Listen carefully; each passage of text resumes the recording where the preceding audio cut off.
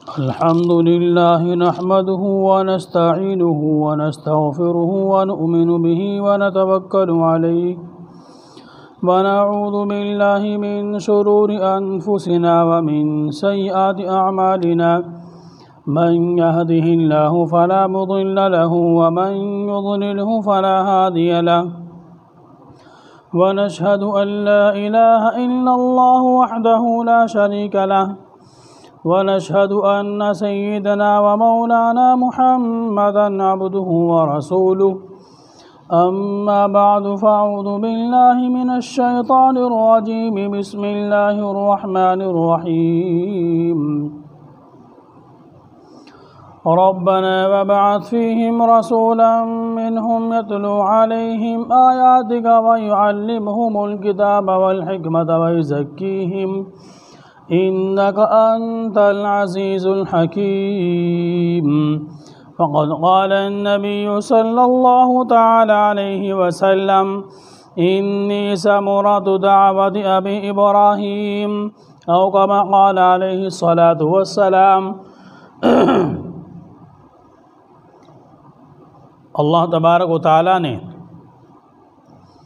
قرآن کریم کی اس آیت مبارکہ کے اندر سیدنا حضرت ابراہیم خلیل اللہ علی نبینا وعلیہ الصلاۃ والسلام کی دعا کو بیان فرمایا ہے۔ اب سے پہلے اسی آیت مبارکہ کے تحت اور اسی حدیث پاک کے تحت آپ حضرات کے سامنے اللہ کے نبی صلی اللہ علیہ وسلم کی برکتیں جو سیدہ حضرت آمنہ رضی اللہ تعالی عنہا نے اپنے مبارک پیٹ کے اندر تشریف لانے کے بعد محسوس کی، ان کو مختصر انداز میں آپ حضرات کے سامنے بتایا گیا تھا۔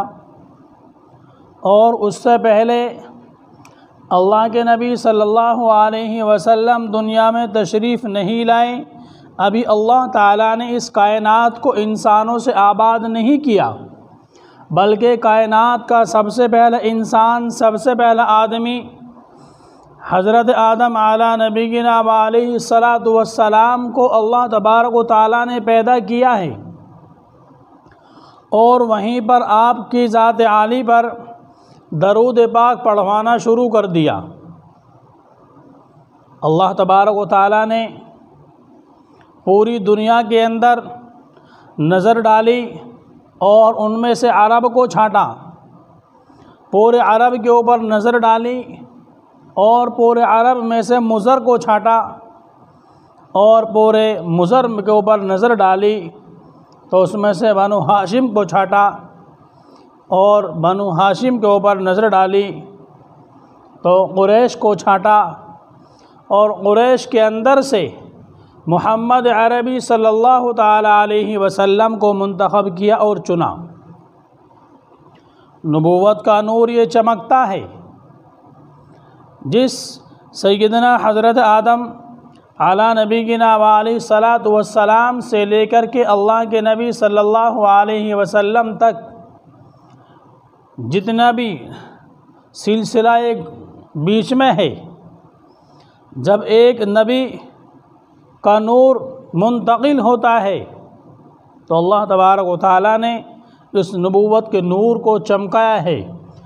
محمد عربی صلی اللہ تعالی علیہ وسلم کی ذات عالی سے لے کر حضرت آدم علیہ الصلاۃ والسلام کی ذات عالی تک اس سلسلے میں کوئی ایک فرد بھی ایسا نہیں کہ جس نے زناکاری کی ہو، جس نے گناہ کیا ہو، بلکہ اللہ تبارک و تعالیٰ نے سب کی اولاد نکاح کے ذریعے سے پیدا کی۔ ہر ایک کا نسب اور حسب بالکل صاف اور شفاف، دودھ سے بھی زیادہ سفید اور دھلا ہوا بے داغ ہے۔ سیدہ حضرت آمنہ رضی اللہ تعالی عنہا کا نسب حضرت اماں حوا تک بالکل بے داغ، صاف اور شفاف ہے۔ چنانچہ محمد عربی صلی اللہ تعالی علیہ وسلم کے دادا عبد المطلب کے والد صاحب بنو ہاشم مدینہ منورہ کے بازار میں ہیں۔ ایک یہودی عورت آپ کو روک لیتی ہے اور کہتی ہے کہ ہاشم، کیا تم میرے ساتھ ایک رات گزارو گے؟ ایک رات گزار لو، 100 اونٹ کا انعام دیا جائے گا۔ بنی ہاشم نے کہا کہ میں ایک مکے کا سردار انسان ہوں، باعزت انسان ہوں، میں کوئی ایسا عام انسان نہیں، منہ کالا کرنے والا نہیں۔ یہ کہہ کر کہ آپ چلے گئے۔ چند دنوں کے بعد بنی ہاشم کا نکاح ہو جاتا ہے سلمہ نامی عورت کے ساتھ، اور جو ایک نبوت کا نور ہے، حضرت عبد المطلب اللہ کے نبی صلی اللہ علیہ وسلم کے دادا، یہ سلمہ نامی عورت کے پیٹ کے اندر حمل میں آ جاتے ہیں، اور چند دن کے بعد پھر وہی عورت بنو ہاشم کو ملتی ہے، اور بنو ہاشم نے اس سے کہتے ہیں کہ اگر تو مجھے زناکاری کی دعوت دے رہی تھی، زناکاری چھوڑ، چل نکاح کر کے ہم جائز طریقے سے ہی رہ لیتے ہیں۔ اس عورت نے بنو ہاشم کے چہرے انور کو دیکھا، آپ کی پیشانی کی طرف دیکھا اور کہا کہ ہاشم، آپ مجھے کوئی آوارہ مت سمجھنا، کوئی بازار والی عورت مت سمجھنا، بلکہ میں ایک باعزت عورت ہوں۔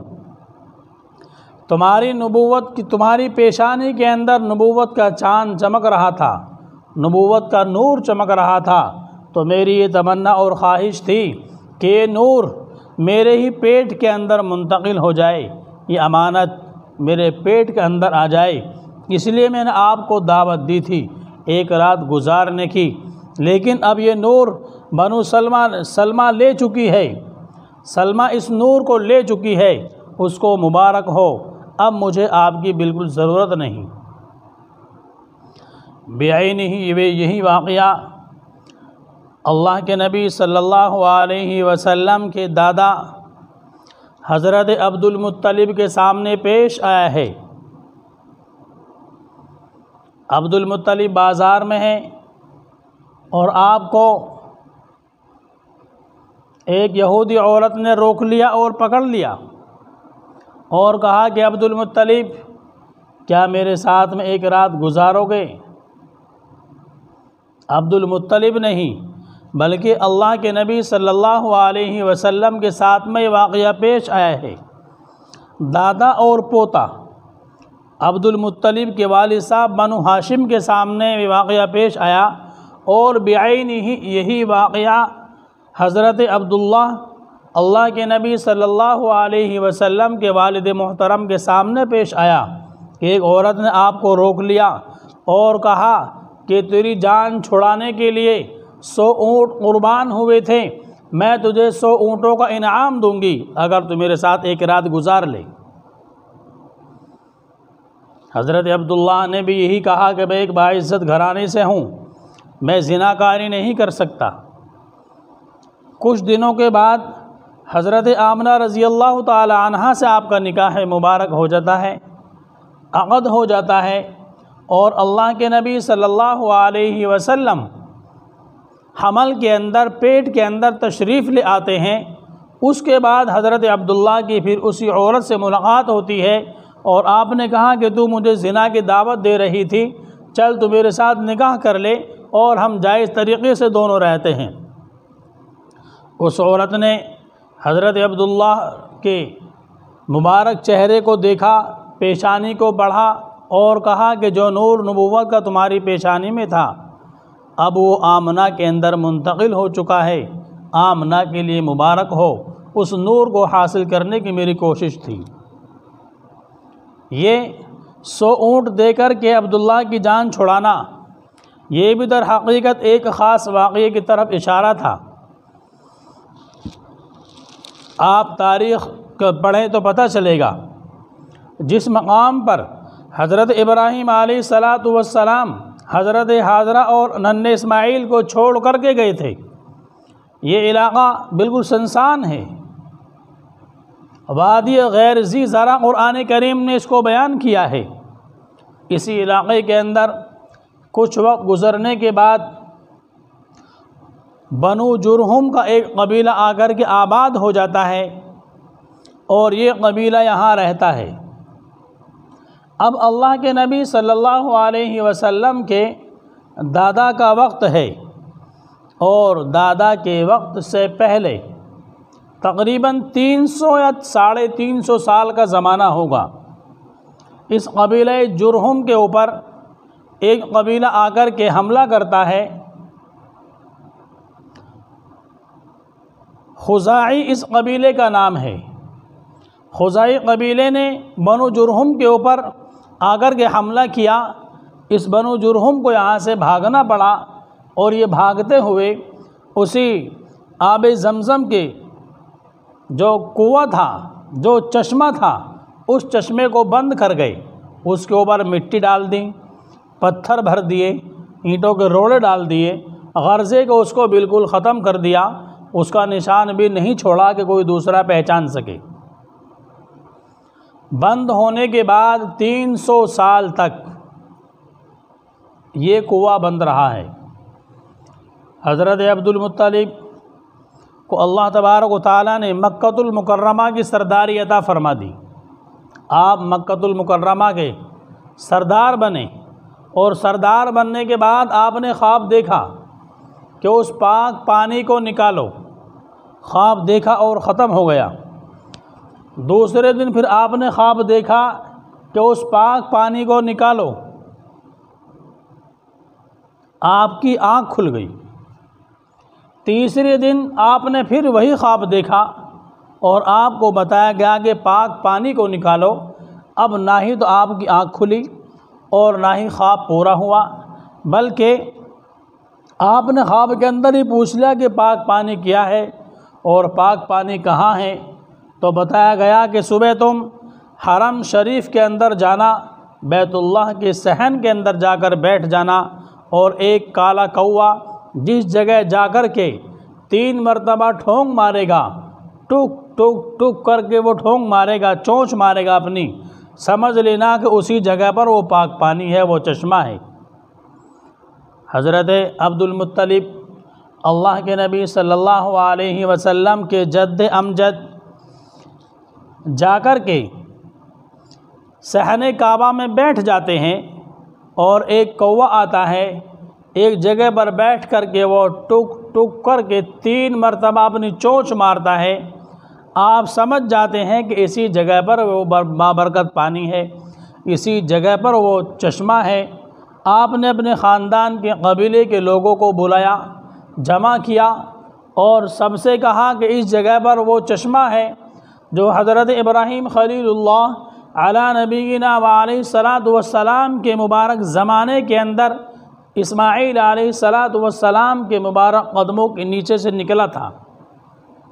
مجھے اس کنویں کو کھودنا ہے اور اس کنویں کو چالو کرنا ہے۔ یہ تقریباً 300 سال کا زمانہ گزرا ہے کہ اس کنویں کو بند ہوئے ہو چکے ہیں۔ 300 سال تک یہ کنواں زمزم والا بند رہا ہے۔ اب آپ کے خاندان اور قبیلے کے لوگوں نے بہانے بھرے کہ پہاڑی علاقہ ہے، پتھریلی زمین ہے، سینکڑوں برس اس کو بند پڑے ہوئے ہو گئے، اب یہ کیا چالو ہوگا، کیا اس کے اندر پانی آئے گا؟ عذر کر کے وہ لوگ چلے گئے۔ حضرت عبد المطلب کے یہاں پر ایک ہی بیٹا ہے۔ عبد المطلب کے یہاں اس وقت میں ایک ہی لڑکا ہے، ایک ہی بیٹا ہے، جس کا نام حارث بن عبد المطلب ہے۔ آپ حارث بن عبد المطلب کو لے کر کے اس کنویں کو کھودنے کے لیے لگ جاتے ہیں۔ اب پتھریلا علاقہ، پتھریلی زمین، اس کو کھودنا 2 انسانوں کے لیے بہت مشکل کام تھا۔ حضرت عبد المطلب نے فرمایا کہ وہ سردار ہی کیا کہ جس کے یہاں اولاد نہ ہو، اگر اللہ تبارک و تعالیٰ نے مجھے 10 بیٹے دیے تو میں ایک بیٹے کو اللہ کے نام پر قربان کر دوں گا، ذبح کر دوں گا۔ حضرت عبد المطلب کی اس دعا کو اللہ رب العالمین نے پورا کیا، اور آپ کے 10 نہیں بلکہ 15 بیٹے ہوئے۔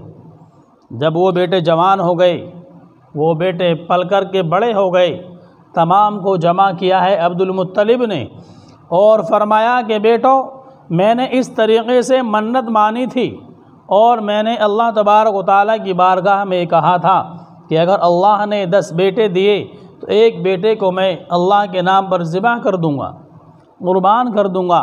بتاؤ تم میں سے کون سا تیار ہے قربانی کے لیے؟ قربان جائیے۔ یہ دور جہالت کا کہلاتا ہے، لا علمی کا کہلاتا ہے، لیکن ماں باپ کی فرما برداری کس قدر ہے۔ 15 کے 15 بیٹوں نے ایک زبان ہو کر کے کہا، ابو جان آپ چاہے جس کا ہاتھ پکڑ لیں، ہم سارے آپ کے حکم پر قربان ہونے کے لیے تیار ہیں۔ حضرت عبد المطلب نے کہا کہ ایسا نہیں، بلکہ میں قرعہ اندازی کرتا ہوں، جس کا نام آئے گا اسی کو میں ذبح کر دوں گا۔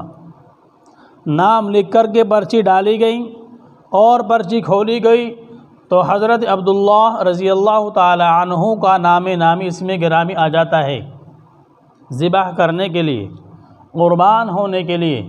عبداللہ سب میں زیادہ خوبصورت ہیں، اور عبد المطلب کے چہیتے اور لاڈلے ہیں، آپ کو سب سے زیادہ پیار ہے۔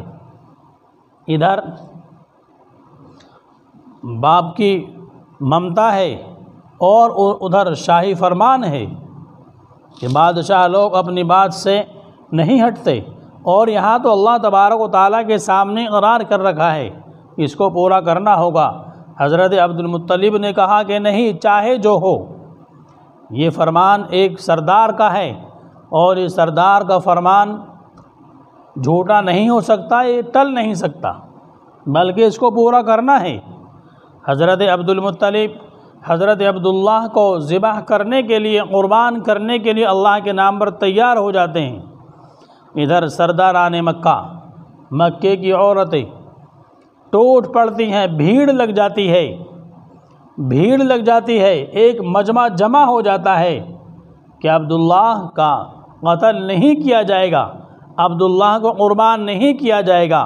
حضرت عبد المطلب نے کہا کہ نہیں، کچھ بھی ہو، میں نے اللہ کی بارگاہ میں یہ منت مانی ہے، بولا ہے، مجھے اس کو پورا کرنا ہے۔ اور سرداران مکہ، سرداران عرب ایک طرف کھڑے ہو گئے، ایک طرف حضرت عبد المطلب اکیلے رہ گئے۔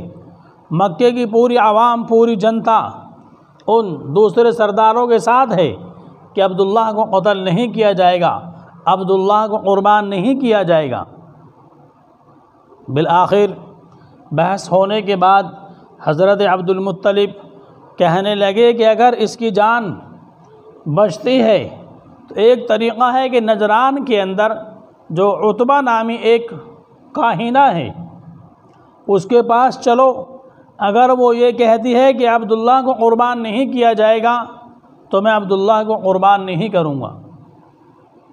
نجران مکہ المکرمہ سے سینکڑوں میل کی دوری پر ہے، لیکن مکہ المکرمہ کی اس عوام میں سے بہت بڑی تعداد سینکڑوں میل کا سفر کر کے نجران پہنچی ہے اس عتبہ نامی کاہنہ عورت کے پاس، اور جا کر کے اس کے سامنے اپنے مسئلہ رکھا ہے کہ یہ ہمارے سردار ہیں، انہوں نے اس طریقے سے کہا ہے، اور اب یہ اس بچے کو قربان کرنا چاہتے ہیں، اور ہم یہ کہتے ہیں کہ اس بچے کو قربان نہ کیا جائے۔ اس کاہنہ عورت نے کہا کہ اگر تمہارے یہاں کسی کا قتل ہو جاتا ہے اور مقتول کے وارثین اس سے فیصلہ کرنا چاہتے ہیں، اس کو سزا نہ دلوا کر بلکہ اس سے دیت لینا چاہتے ہیں، خون بہا لینا چاہتے ہیں، تو بتائیے تمہارے یہاں پر ایک آدمی کا خون بہا کیا ہے؟ فرمایا کہ 10 اونٹ ہیں۔ ایک آدمی کا خون بہا 10 اونٹ ہیں کہ تم ایک کام کرو، 2 پرچی بناؤ، ایک پر عبداللہ بن عبد المطلب لکھو، اور ایک پرچی کے اوپر 10 اونٹ لکھو۔ ان دونوں میں سے کھولو، اگر یہ پرچی عبداللہ بن عبد المطلب کے نام کی کھل جائے تو اونٹ 10 اور بڑھا لینا، 20 اونٹ کر دینا، پھر دوبارہ کھولنا، پھر بھی عبداللہ کا نام آئے تو اونٹ 10 اور بڑھا دینا، اونٹ 30 کر دینا، پھر بھی اگر عبداللہ کا نام آئے تو 10 اور بڑھا دینا، اونٹ 40 کر دینا، 40 کے بعد بھی اگر نام عبداللہ کا ہی آتا ہے تو پھر 10 اور بڑھا کر کے 50 کر دینا، غرضے کہ جب تک اونٹ سونا ہو جائیں یا عبداللہ کا نام نہ کھلے پرچی کے اندر، اس وقت تک 10 اونٹ بڑھاتے رہنا اور پرچی ڈالتے رہنا، قرعہ اندازی کرتے رہنا۔ چنانچہ اونٹ 1 بار ڈالے، 2 بار ڈالے، 3 بار ڈالے، ہر مرتبہ عبداللہ کا نام آتا ہے، اللہ کے نبی صلی اللہ علیہ وسلم کے والد محترم کا نام آتا ہے۔ جب اونٹوں کی تعداد بڑھتے بڑھتے 100 پہنچ جاتی ہے، اب پرچی کھلتی ہے 100 اونٹ۔ 100 اونٹ ہونے کے بعد پرچی 100 اونٹوں کی کھلتی ہے۔ پوری کی پوری عوام اور پورا مجمع خوشی سے جھوم اٹھا اور کہا کہ اب ہمارا کام ہو گیا، لیکن حضرت عبد المطلب نے کہا کہ نہیں، ابھی نہیں ہوا، بلکہ پرچی دوسری مرتبہ اور ڈالو۔ دوسری مرتبہ پرچی ڈالی گئی، پھر 100 اونٹوں کا نام، پھر 100 اونٹ آئے، تیسری مرتبہ پھر ڈلوائی، پھر بھی 100 اونٹ آئے۔ اب حضرت عبد المطلب حضرت عبداللہ رضی اللہ تعالی عنہ کی جان کے فدیے کے اندر 100 اونٹ قربان کرنے کے لیے تیار ہیں۔ 100 اونٹ لا کر کے آپ نے مکۃ المکرمہ کے خانہ کعبہ کے برابر میں صفا نامی پہاڑی کے دامن میں لا کر کے 100 اونٹ کھڑے کر دیے ہیں۔ 10 اونٹ ایک طرف کیے، 10 اونٹ لکھے ایک پرچی کے اوپر، ایک پرچی کے اوپر محمد نہیں عبداللہ بن عبد المطلب لکھا، لیکن پرچی کھولی تو عبداللہ بن عبد المطلب کی کھولی۔ 10 اونٹ ادھر سے اور بڑھا دیے، اس طریقے سے کر کے 100 اونٹ تک پہنچا۔ 100 اونٹ جب ہوئے ہیں پرچی کے اندر، تب جا کر کے پرچی 100 اونٹوں کے نام کی کھلی ہے، اور حضرت عبد المطلب نے 100 اونٹوں کو اپنے ہاتھوں سے قربان کیا۔ 100 اونٹ اپنے ہاتھ سے حلال کیے اور غربا کے اندر تقسیم فرما دیے۔ تو حضرت عبداللہ رضی اللہ تعالی عنہ کو جو اس عورت نے یہ کہہ کر کے دعوت دی تھی کہ تیری جان کے فدیے میں 100 اونٹ دیے گئے تھے، تو وہ 100 اونٹ یہ تھے، 100 اونٹ یہ تھے کہ حضرت عبد المطلب نے حضرت عبداللہ کی جان کی فدیے میں 100 اونٹ قربان کیے تھے۔ تو اللہ کے نبی صلی اللہ علیہ وسلم کی برکات اور معجزات دنیا میں آنے سے پہلے ہی بے شمار ہیں۔ آپ دنیا میں تشریف نہیں لائے، بلکہ جس سال آپ تشریف لائے ہیں عام الفیل اس سال کو کہا جاتا ہے۔ یمن کا بادشاہ ابرہہ ہاتھیوں کا لشکر لے کر بیت اللہ کو منہدم کرنے کے لیے نعوذ باللہ وہ نکل کر چلا ہے، اور مینا کے اندر پہنچ چکا ہے اور اپنی طاقت کے اوپر انتہائی مغرور ہے۔ اللہ تبارک و تعالیٰ نے ابابیل چھوٹے چھوٹے پرندوں کو بھیج کر اس کے ہاتھی کے لشکر کو ایسا تباہ کیا کہ ہاتھی وہیں پر اس کے گلنے شروع ہو گئے، فوج کے بہت سارے افراد اس کے مارے گئے، لیکن ابرہہ تو بھاگ گیا، بھاگنے کے بعد وہاں جا کر کے وہ بھی مر گیا، لیکن اللہ تبارک و تعالیٰ نے بیت اللہ کے اوپر ذرہ برابر کوئی نقصان نہیں آنے دیا۔ تو یہ جو واقعہ ہوا ہے یہ بھی اللہ کے نبی صلی اللہ علیہ وسلم کی پیدائش سے 6 مہینے تقریباً پہلے ہوا ہے۔ دوسرے یہ واقعہ میں نے اب حضرات کو بتلایا ہے۔ اب اللہ کے نبی صلی اللہ علیہ وسلم حضرت آمنہ رضی اللہ تعالی عنہ کے مبارک پیٹ کے اندر ہیں۔ تو پیٹ کے اندر کی چند کیفیت آپ حضرات کو میں نے بتائی تھی پہلے، باقی باتیں انشاءاللہ آگے بتائی جائیں گی۔ دعا کریں اللہ تبارک و تعالی اپنے حبیب صلی اللہ علیہ وسلم کا اتباع نصیب فرمائے۔